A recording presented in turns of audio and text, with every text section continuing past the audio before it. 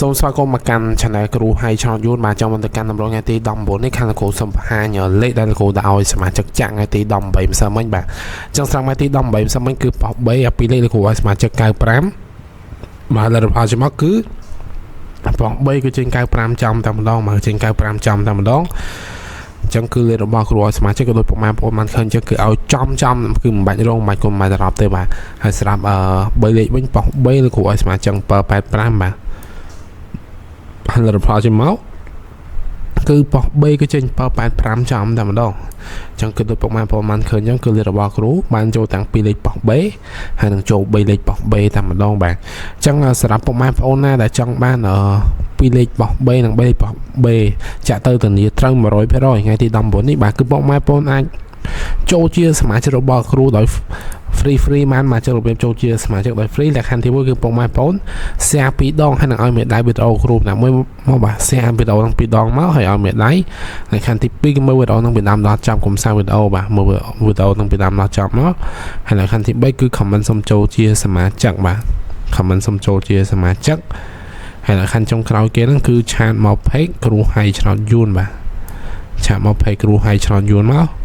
ចឹងពេលពុកម៉ែបងប្អូនឆានមកភ័យគ្រូហើយបាទគឺខាងលោកគ្រូធ្វើការដាក់ពុកម៉ែបងប្អូនចូលជាសមាជិកដោយ free បាទហើយថ្ងៃហ្នឹងលោកគ្រូ free ឲ្យតែ10នាក់ទេបាទ free ឲ្យតែ10នាក់ទេចឹងអ្នកដែលមកមុនគឺបានមុនអ្នកដល់មកក្រោយគឺអត់ទេបាទហើយតែពេញសេវាតែពេញ10នាក់ហើយគឺលោកគ្រូគិតលុយបាទសេវាគ្រូគឺមួយខែតែ 30000 រៀលទេហើយ 30000 រៀលហ្នឹងបង់លុយមុនទៅលោកគ្រូតែលេខឲ្យចាក់តាមក្រោយអត់មានឲ្យសាកមុនទេបាទអញ្ចឹងពុកម៉ែបងប្អូនណាដែលមានលុយត្រឹមតែ 30000 រៀលគឺអាចលេងជាមួយគ្រូបានបាទគឺពុកម៉ែបងប្អូនបង់ 30000 ហ្នឹងមក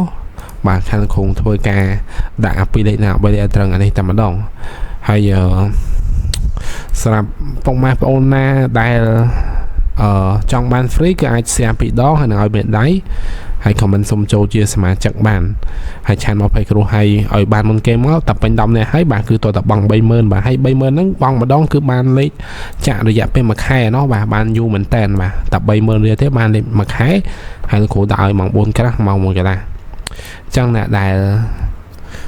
បាទអ្នកដែលចង់បានពីលេខណា3ច្បាស់ហ្នឹងគឺអាច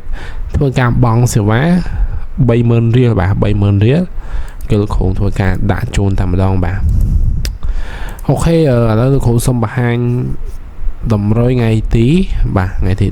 19នេះគឺសម្រាប់លេខអស់លោកគ្រូអស់ក្នុងខ្សែបាទសម្រាប់លេខតូចលោកគ្រូឲ្យ72ហើយបើសម្រាប់លេខធំលោកគ្រូឲ្យ